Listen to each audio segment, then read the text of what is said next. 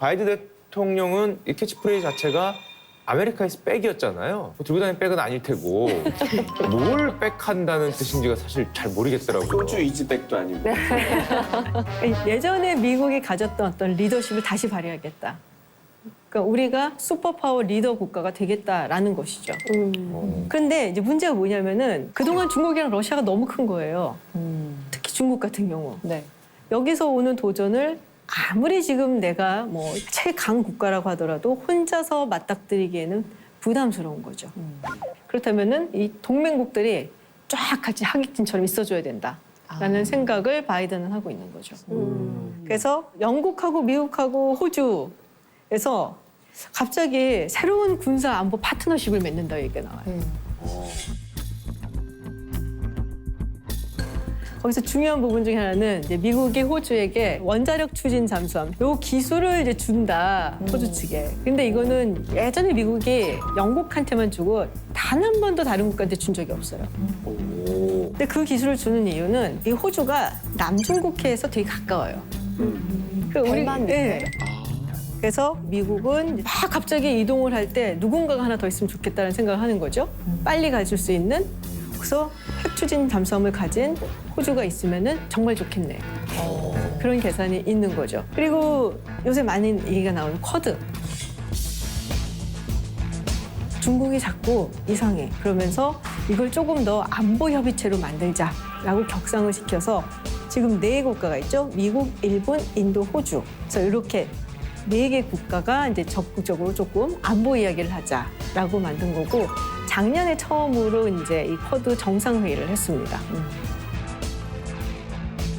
또 특히 요새 들어서 뭐 바이든 행정부에서 많이 얘기를 하는 것이 인권 이야기, 자유, 민주주의 이야기를 많이 하고 있죠. 그래서 이 인권을 중시하는 얘기를 하고 같이 외교를 해야 되고, 인권 탄압하는 국가들 나쁜 국가고 막 비판을 하고 막 그래요. 그냥 오커스, 쿼드, 인권 막 하니까 막 딱 생각나는 국가 하나 있잖아요.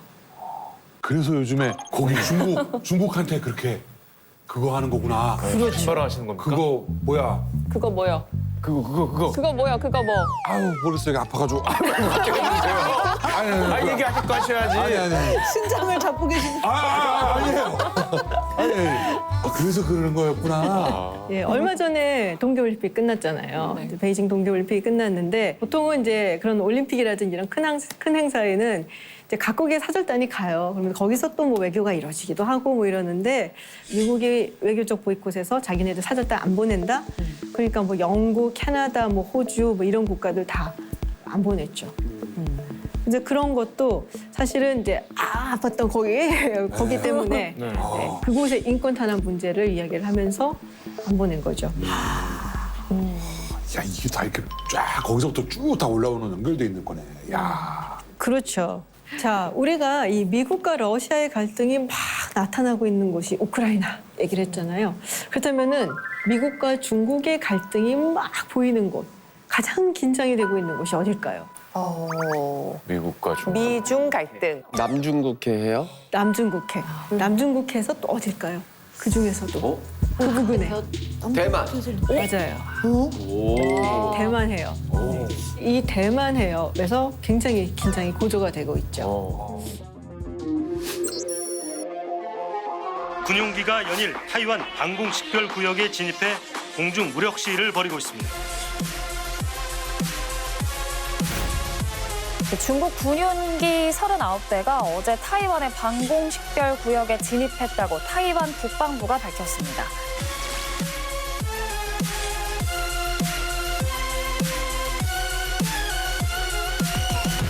祖国完全统一的历史任务一定要实现，也一定能够实现。展现自我防卫的决心，确保没有人能逼迫我们走向中国所设定的路径。 Saying that the United States would come to Taiwan's defense if China attacked. Yes, we have a commitment to do that. Taiwan, South Korea, that if in fact anyone were to invade or take action against our NATO allies, we would respond.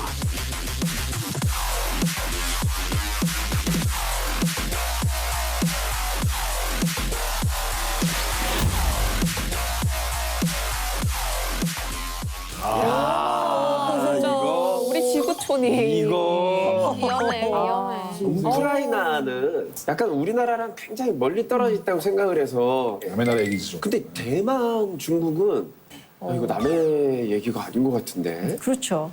사실은 이 중국의 오래된 수건 사업이라고 하면은 홍콩, 마카오, 그리고 대만까지 전부 완전체를 이루는 거예요. 이거를 이뤄내겠다라는 게 이제 시진핑 주석의 이야기이고, 네, 그래서 옛날 역사부터 따지고 보면은 많은 분들이 잘 모르는 게 하나가 있어요. 제가 질문 하나 할게요. 우리 유엔에 보면은 이제 국제연합에 보면은 그 안보리라고 있죠. 네. 안전보장이사회. 여기에 항상 이 안전보장이사회에 이사국이 있어요. 상임이사국 5국가. 5개. 그렇다면은 1960년에 어떤 국가였을까요? 안볼이랑 잼볼이랑 많이 틀린 건가요? 조금 달라요. 그 초등학교 때 붙이고 다녔던 그거요? 이렇게. 잼볼이요? 잼볼이가 뭔가요? 미국, 영국, 프랑스, 러시아. 그리고 하나가 굉장히 근사하게 맞추셨어요. 어머. 미국, 프랑스, 영국, 그리고 그 당시에는 소련, 러시아가 아니고. 그리고 그 당시에 대만이었어요. 대만이었어요. 중국이 아니라. 중국이 아니라. 대만이 힘이 그래도 더 있었어요? 네, 근데 71년에 대만이 탈퇴를 했죠. 중국이 들어오면서. 뭐야. 그러니까는 70년대부터 중국이 워낙에 시장도 넓고 뭐 돈 버는 노다지 같은 그런 데였잖아요. 그러니까는 많은 국가들이 미안한데 대만하고 단결하고 중국 쪽으로 간 거였죠. 네. 그리고 미국 같은 경우도 사실 닉슨 대통령 들어와서 소련을 어떻게 보면은 견제한다라는 의미에서 중국하고 조금씩 화해의 물꼬를 터 나갑니다. 그게 핑퐁 외교구나. 맞아요. 중국 선수랑 탁구 치고. 네. 그거였어요. 그래서 중국하고의 관계를 이제 좋게 좀 나가고 이제 중국이 들어오면서 유엔에서 인정하는 국가가 됐잖아요. 그렇지. 네, 그렇다면 대만은 그래서 탈퇴가 되고 상임이사국 자리도 내놓고 그 자리를 지금 중국이 가져간 거고 이때 이제 내놓는 이야기가 중국은 하나의 중국이라는 거예요. 네. 맞아. 맨날 중국이라고 할 수 있는 국가는 우리밖에 없다, 본토에. 대만은 우리한테 속한 거다. 그러니까 국가가 아니라는 거죠. 네. 근데 이제 미국은 이제 79년쯤 대만하고는 단결을 하면서 그렇다고 그냥 납두긴 뭐한 거예요.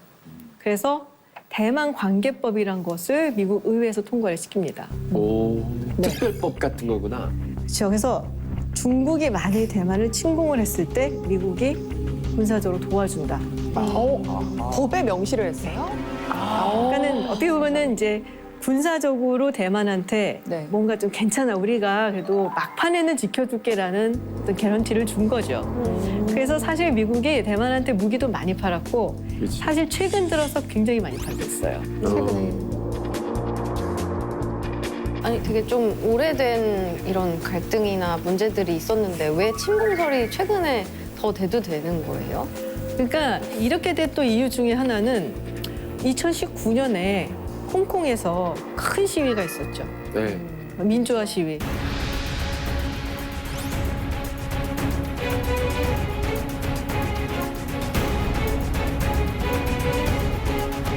그리고 나서 이게 이제 어떻게 보면은 상당히 강경하게 진압이 돼서 Well, they're looking for democracy, and I think most people want democracy. Unfortunately, some governments don't want democracy. 采取有力的措施予以反制，坚决维护自身的主权、安全和发展利益。 그러니까 언젠가는 중국이 홍콩을 완전히 컨트롤할 거다라고 생각은 했지만 저렇게 빨리 저렇게 강압적으로 저렇게 대담하게 그래서 해외 언론들이 굉장히 주시를 하고 있다가 많이 충격을 받았습니다. The charge, which is one of the tactics. Okay, okay. 근데 이렇게 홍콩이 이렇게 완전히 중국처럼 됐어라고 했을 때 그 다음은 중국이 어디를 노릴까? 어딜 것 같으세요? 처음이 어렵지. 마카오 먹고 대만이네. 그 다음은 대만이 될 거라고 전부 생각을 하는 거죠. 그렇죠. 그리고 지금 물론 이제 중국한테 이게 통일하는 완전체가 되기 위해서도 대만이 중요하지만 지정학적으로 봐도 중요해요. 중국이 나갈 만한 바닷길이 그렇게 좋지가 않아요. 되게 넓은 땅이니까 어디든 나가면 될 것 같잖아요.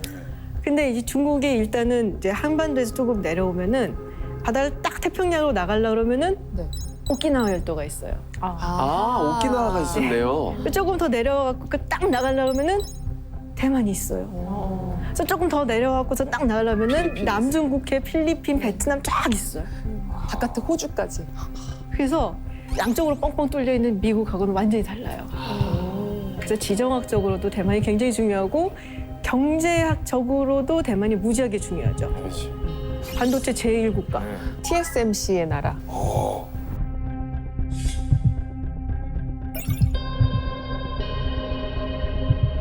그렇게 되니까 지금은 상당히 이 대만이 어떻게 보면은 이제 가장 지정학적으로 핫스팟이다라는 얘기를 하고 있죠. 야, 사실은 지금 우크라이나 문제보다 우리한테는 대만이 미중이 충돌할 수 있는 지금 굉장히 지금 뭔가 급박하게 다가온 것처럼 느껴졌었거든요. 화약고가 될 수 있다. 실제로 그렇습니까? 사실은 많은 사람들이 미국하고 중국하고 부딪히게 되면 결국엔 대만이 될 것이다라는 이야기를 하고 있어요. 예전에 이제 트럼프 대통령이 굉장히 도발을 했던 게 하나의 중국 꼭 지켜야 돼? 막 이런 말을 한 적이 있어요. 진짜. I don't know why we have to be bound by a one China policy unless we make a deal with China, having to do with other things, including trade. 거기서부터 어떻게 보면은 아 미국이 옛날하고 다르구나라는 시그널을 준 거죠. 네. 그럼 바이든 대통령도 대만 문제를 트럼프 때처럼 지금 유심히 보고 있나요? 그럼요. 그래서 지난번에 작년 12월이었나요? 그때 화상으로 바이든 대통령하고 시진핑 주석하고 정상회의를 한 적이 있어요. 근데 그때 당시에 사실은 이제 언론에 가장 많이 나왔었던 얘기는 바이든 대통령 하나의 중국 원칙 지킬 것이라고 그래서 그럼 대만은 어떻게 되는 거야? 막 얘기를 했는데 맞다. 중요한 거는 사실은 미국은 항상 그 얘기는 해왔어요. 어떤 정권에서도 하나의 중국의 원칙을 우리가 어기진 않겠다. 인정합니다. 근데 내용을 보면은 대만 건드리면 가만 안 둔다. 네. 그러니까 뭔가 그 말은 인정해 주는데 네. 실질적으로 하는 거는 한동안 하지 마라는 그런 그렇죠. 느낌인 거예요. 지금 상태 건들지 마. 도발하지 마. 가만 안 있어. 미국이 분명히 들어간다라고 얘기를 하고 그러면 또 시진핑 주석 가만 안 있죠. 네. 뭐 그런 식으로 불장난을 하다가는 다 죽는다. 그렇게 직접 워딩이 그랬어요? 시진핑이 무서워. 아니 근데 딱 보면 지금 뭐 미국한테 뭐 불에 타 죽는다는 둥 얘기를 하고 옛날 같으면은 미국이 하지 말라 그러면은 뭐 중국이든 뭐 심지어 깽이겠지, 소련도 뭐. 잘 얘기를 못했는데 미국의 힘이 옛날 같지 않으니까 이 모든 게 다 결국에는 세계에서 그런 일들이 일어나는 게 아닌가 이런 생각이 들거든요. 미국이 좀 깜비었어. 미국이 옛날 같지 않은 건지 다른 데가 큰 건지. 둘 다예요. 예리하다. 열심히 들으면 약간 이렇게 되는 거야. 나도 공부 열심히 엄마 아빠가 많이 그런 얘기해서 공부 열심히 했어. 너도 좋은 대학 갔다 오고. 머리는 진짜 좋은데 우리 네, 아들. 애가 머리는 좋은데 나잖아. 그래 그랬던 거야. 네, 두 개 다 맞아요. 투키디데스의 함정이란 말이 있어요. 투키디데스의 덫. 약간 좀 갑자기 어려운데요. 약간 여기까지 되시겠습니까? 여기서부터 어려워. 누가 함정을 팠다고요? 예전에 아주 옛날에 우리 그 페르시아 전쟁 아시죠? 300 스파르타. 스파르타는 알죠. 네. 근데 그 페르시아 전쟁이 끝난 다음에 누가 뭐래도 전쟁 잘하고 가장 국력 세고 힘센 국가는 당시에 스파르타였죠. 근데 이제 갑자기 아테네가 이 지중해 지역의 무역을 이제 완전히 장악을 하게 되죠. 그러면서 엄청난 돈을 벌어요. 막 부상을 합니다. 그래서 스파르타하고 아테네하고 결국에는 전쟁을 하게 됩니다. 그게 이제 BC 431년부터 404년까지 한 30년 가까이 있었던 펠레폰네소스 전쟁이에요. 근데 그 전쟁을 이 투키디데스라는 역사가가 기록을 해요. 근데 이 사람이 정말 그냥 어떻게 전쟁이 이루어졌는가 이것만 기록한 게 아니라 왜 이런 전쟁이 일어났을까까지 생각을 해보는 거예요. 그래서 나온 결론이 이렇게 원래 패권 국가가 있고 그리고 막 올라오는 신생 패권 국가가 있고 이른바 이 패권이 넘어갈 수도 있고 안 넘어갈 수도 있고 이런 순간에는 구조적으로 갈등이 생겨서 전쟁으로 가는 것이었다. 스파르타와 아테네가 전쟁을 할 수밖에 없었던 이유였다라는 얘기를 합니다.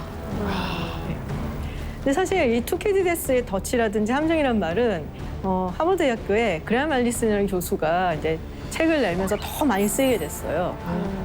그러니까는 그레임 앨리슨 교수가 지난 한 5세기 동안에 이런 식으로 패권이 전이가 되든지 아니면 이런 식의 뭐 기존 패권, 신생 패권이 격렬하게 부딪히는 경우들을 조사를 해봤더니 한 16가지가 나온 거예요.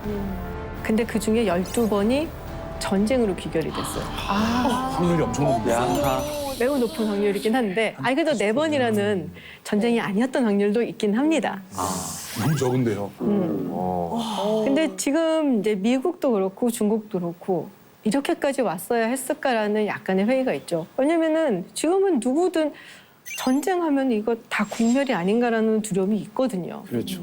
근데 이제 미국 측에서는 우리가 냉전이 끝난 다음에 미국이 압도적인 국력을 행사를 할 때 너무 자아도취됐던 게 아니냐. 그래서 낙관적으로만 봤던 게 아니냐. 이런 반성이 나와요.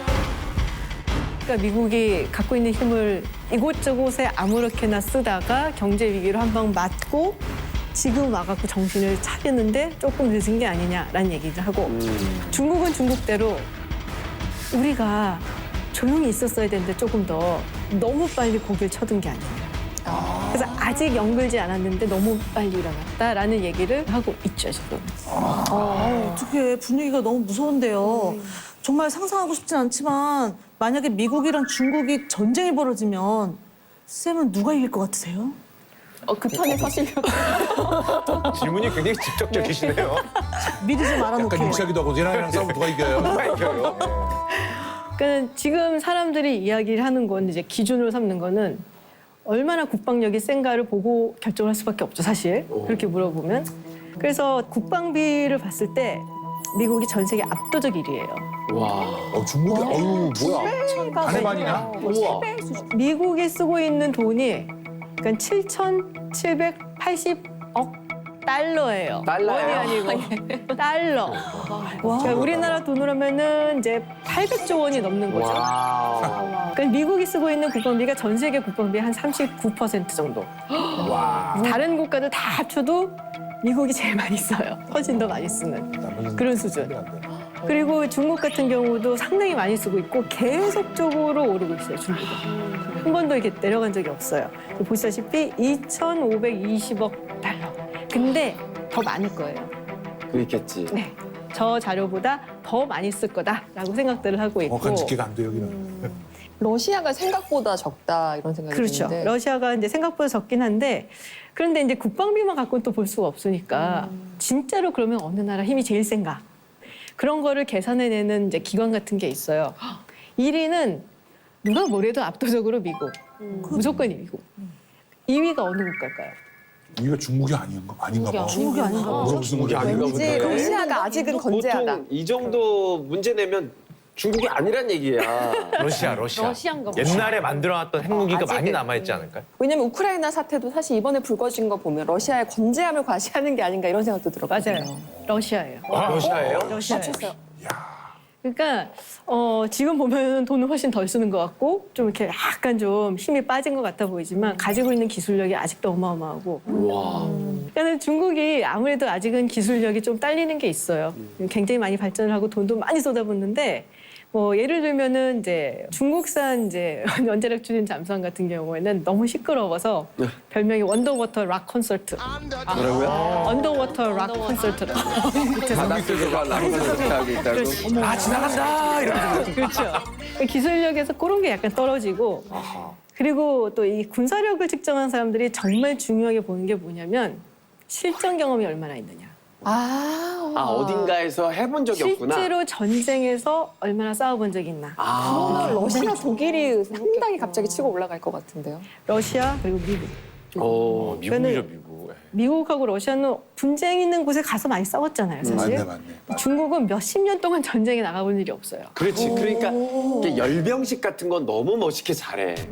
사람 많이 막 해가지고 막 발 맞추고 막 이러면서 하는 건 너무 잘하는데 그렇게만 하고 싸워보질 않았구나. 그렇죠.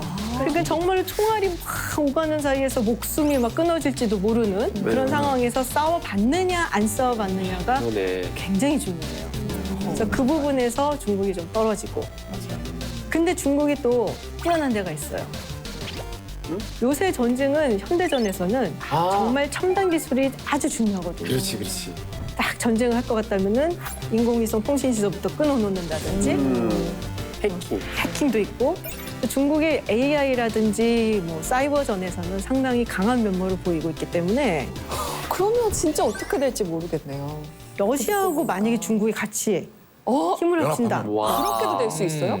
러시아하고 중국이 요새 굉장히 가까워졌거든요.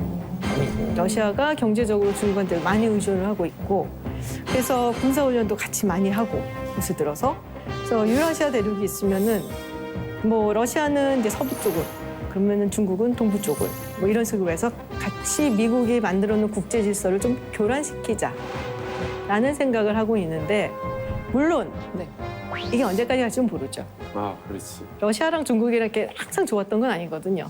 네, 서로 좀 별로 안 좋아하고 불신하기도 하고 다 국익을 위해서 하는 거죠, 사실은. 쌤, 그러면 사실 지금 저희가 크게 봤을 때 지금 우크라이나 사태와 지금 대만 문제를 짚어봤는데 지금 여기서 만약에 충돌이 있다면 어느 쪽이 더 위험할 걸로 보세요? 저는 대만이 더 위험할 거라고 봐요. 대만 같은 경우는 만약에 뭔가 도발이 있으면은 미국이 안 들어올 수가 없어요. 왜냐? 다른 국가들이 보고 있거든요. 남중국해에 있는 그 많은 국가들, 뭐 필리핀이라든지 베트남이라든지 이런 국가들은 사실은 보고 있는 거죠. 대만한테 어떻게 하나? 지켜주나? 안 지켜주나? 대만 안 지켜주면 우리라고 지켜주란 방법 없지. 한국도 그렇죠. 우리나라도 그렇지. 그렇죠. 믿으면 안 되는 거 아니야? 뭐 맞아. 이런 생각이 들 수가 있고 그러면은 미국은 사실은 인도태평양 지역에서의 어떤 동맹이라든지 자신들의 편을 잃어버리는 게 돼버려요. 그래서 대만에 훨씬 더 미국이 직접적으로 개입할 가능성이 우크라이나보다는 커요. 네. 아니 근데 사실은 그 대통령이 아무리 생각하는 외교 정책이 있어도 밀어붙이려면 그 내부에서 그게 지지를 받아야 되지 않습니까? 그럼 국민들이 그거에 좀 동의를 하고 있나요? 미국 내에서 반중 정서가 지금처럼 심한 적이 없어요. 네. 지금 그래프를 보시면은 미국인의 중국에 대한 호감도, 이 추이를 보시면은 어마어마하게 2017년 이후에 올라간 걸 보시죠. 그리고 이제 코로나가 있었기 때문에 이건 미국뿐이 아니고 스웨덴이라든지 호주라든지 여러 유럽 국가들 보면 막 70%, 80% 중국에 대해 비호감이다 라는 여론이 많아요. 그래서 많은 사람들이 이제 올해 11월에 미국의 중간 선거가 있거든요. 맞다. 예. 그래서 막 중국을 공격을 한다면 이게 뭐 표에 도움은 됐으면 됐지 나쁘진 않을 것이라는 거죠. 그만큼 미국 사람들이 지금 현재 중국에 대해서 감정이 안 좋아요. 아니 근데 쌤 지금은 사실 중국이 대만에 신경이 많이 가 있어서 그쪽만 쳐다보고 있는데 만약에 거기가 어떤 식으로도 해결이 되면 또 하필 우리나라 그 위에 있는 나라 북한이 중국하고도 다 있고 러시아하고도 다 있고 혹시 시선이 또 글로 쏠리면 핫스팟이 북한이 되지 않을까 하는 또 걱정도 많이 하거든요. 그러니까 북한은 조금 관심에서 멀어질만 하다 그러면 그냥 나 여기 있어 하고 그냥 쏴대니까 요즘 많이 쏘더라고요. 구명탄이었나 본데 미국. 나 여기 있어 하면서. 나 여기 정말 시작을 많이 하긴 했어요 올해. 네, 근데 바이든 대통령 취임하고 이제 1주년 기념 이제 기자회견 이런 걸 했을 때 북한 얘기가 한 번도 안 나왔어요. 맞아. 쌤, 좋은 건가요? 북한 얘기를 안 나온다는 게 핫스팟이 안 무시한 돼서 좋은 건가? 관심이 없어요? 무시한 건가? 일단은 무시해서 안 좋은 건가? 중요한 리스트가 있잖아요. 네, 외교 정책 딱 써놨을 때 제일 지금 중요하고 위기에 있는 곳 막 이렇게 막 적어놓잖아요. 순서에서. 해결해야 되는 것들. 근데 북한은 아주 아래에 위치해 있는 거죠.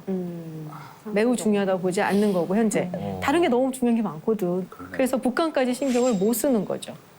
그리고 기본적으로 도널드 트럼프 대통령이 정상회담을 했지만 미국의 기본적인 입장은 변한 적이 없어요. 북한이 비핵화의 로드맵을 정확하게 제시를 하고 마지막이 뭐고 그리고 사찰을 정확히 받을 것인지 이 부분에 대해서 명확하게 얘기를 해주지 않으면은 더 이상 진전하기 어렵다. 그러면 뭐 바이든 행정부 때는 어쨌든 탑다운 방식으로 정상끼리 만나서 탁 이렇게 풀어버리는 그런 걸 기대하기 어렵겠네요. 그렇죠. 트럼프 대통령 때가 굉장히 예외적이었던 본인이 사실은 이제 또 그런 걸 즐겼기 때문에 했던 거고 그래서 어떤 뭐 비핵화 로드맵을 제시를 하고 우리가 사찰도 다 받겠다라고 전격적으로 나오지 않는 한 바이든 행정부가 뭔가 대단한 어떤 진일보적인 그런 뭘 내놓기는 네. 조금 어려워 보여요. 아니 완전히 관심사에서 그냥 없어진 그런 느낌이 좀 들어요. 그래서 쏜 거야 계속. 나 관심 주세요. 네. 아니 근데 우리나라 입장에서 보면은 이 북한 문제 해결을 위해서라도 미국, 뭐 러시아, 중국 이거 뭐 무역적인 것도 그렇고 다 좀 이렇게 잘 지내야 되는 게 제일 쉬운 게 아니죠, 그죠? 말이 안 되는데. 지금까지는 쉬웠죠. 안보는 미국, 경제는 중국 뭐 이러면서 그게 맞아요. 통용이 되던 시대였거든요. 네. 이제는 힘들어지는 거죠. 큰일 났네. 네. 우리나라 팔자가 왜 이렇게 세? 원래 이렇게 지정학적으로 조금 중요하거나 아니면은 뭐랄까요 아주 요충지에 있는 국가들은 어쩔 수가 없어요. 오늘 지도 보면서 보니까 진짜 얼마나 위치가 중요한지 새삼 또 느끼게 되더라고요. 그럼요. 근데 여러분들 생각을 해보시면 물론 전쟁이 있었죠. 우리가 뭐 기억한 내전이라든지 분쟁이라든지 제3세계에서 전쟁은 계속 있어 왔어요. 2차 세계대전 이후에. 그렇지만 뭔가 굉장히 큰 강대국끼리 붙었던 메이저 전쟁은 아주 오랜 기간 없었어요. 그래서 대한민국에 사는 사람으로서는 상당히 평화로운 시기를 70년 동안 있었던 거예요. 그건 굉장히 이례적이에요. 그러네. 그래서 거기에 타성에 젖어 있지만 이제는 좀 더 긴장하면서 봐야 돼요. 이제는 세상이 달라질 수도 있다. 그래서 더 현명하고 또 올바른 외교 정책이 정말로 중요한 시기가 왔어요. 머리 아파. 내가 그 외교부 쪽에 관련이 있는 것도 아닌데 왜 내가 머리가 아프지? 지금 약간 저희 지금 다 약간 근육통이 생겨요. 긴장해 놨어. 내가 것도 아니긴 이게 내가 것도 아니긴 한데.